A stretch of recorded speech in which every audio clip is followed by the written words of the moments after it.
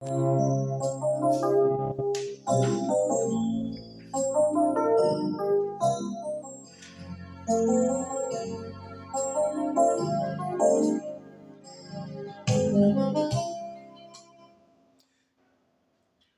be to God. This is Pastor Edemadon from King's Yard Ministry.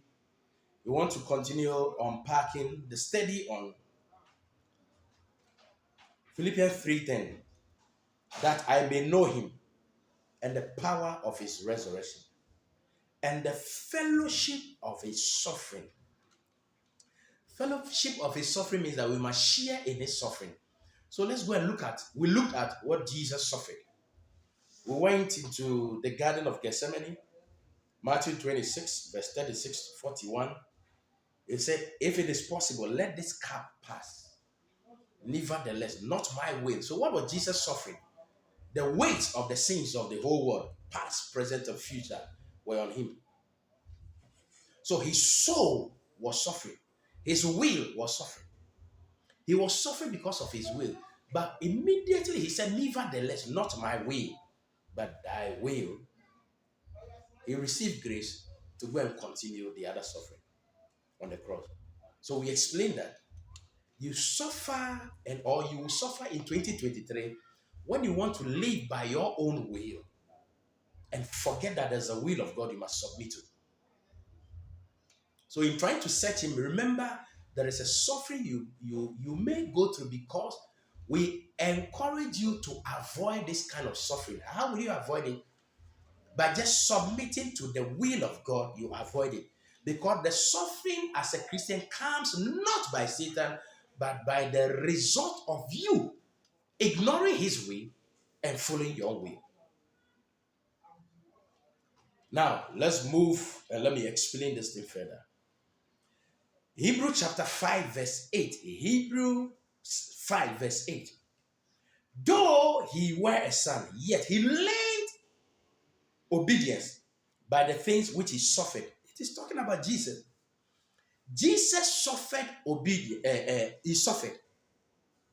And what is suffering supposed to bring? Obedience. That is why I say your suffering as a Christian is different from a suffering of an unbeliever. You suffer when you refuse to submit to the will of God. Your own will will bring you a suffering, but this kind of suffering must teach you lessons for you to know that no, I must drop what I have and submit to the will of God. That's called obedience. So suffering must produce a good result, obedience. So that in the garden, Jesus just obeyed and said, not my will, but your will. And that he was able to go to the cross easily. So if you don't pass the test of the Gethsemane suffering, you cannot qualify to take what is on the cross. So the suffering, the challenges you go through must bring you to a place of obedience. You must learn, experience lessons from it in order to realign and start obeying God. So suffering must result in obedience. If your suffering is not resulting in obedience, then check the kind of suffering you are suffering.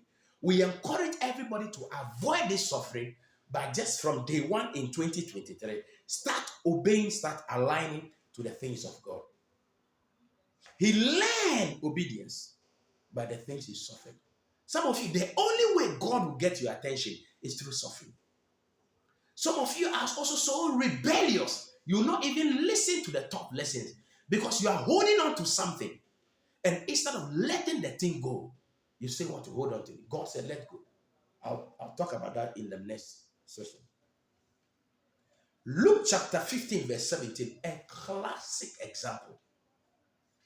Luke 15, 17. The prodigal son, he took his share of the inheritance and left. He spent it outside the will of God. And then the verse 17, Luke 15, 17, and when he came to himself, some version says, and then he came to his senses. What he went through brought him to obedience. He said, how many hired servants of my fathers have bread enough and to spare, and are perishing in hunger? Suffering by hunger brought him to his senses. And he said, I'll go back to my father's house. So suffering caused him to align to the will of God. That let me go back to my father's house and behave like a son of God. So suffering must bring you to a point, a turning point. Don't waste time when God is teaching you lessons through suffering. For Jesus himself learned obedience through suffering. So suffering must produce obedience. This is Pastor Edem Adom, and God bless you.